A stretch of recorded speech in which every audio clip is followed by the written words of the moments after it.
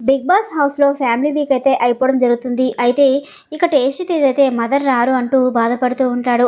మొత్తానికి big boss team అయితే గట్టి ప్లానే వేస్తుంది. ఈ రకంగా టేస్టీ తేజ్ అని ఎమోషనల్‌గా సీన్ పండించడం కోసం ఈ రకంగా ప్లాన్ చేస్తున్న విషయం అందరికీ తెలిసిందే. అయితే టేస్టీ తేజ మదర్ రాకపోవడంతో టేస్టీ తేజ్ అయితే ఇది నా కోరిక బిగ్ బాస్, ఒక్కసారి మా అమ్మని పంపించండి. నేను దీనికోసం చాలా కష్టపడ్డాను అంటూ కెమెరా ముందుకైతే వచ్చి బాధపడుతూ ఉంటాడు.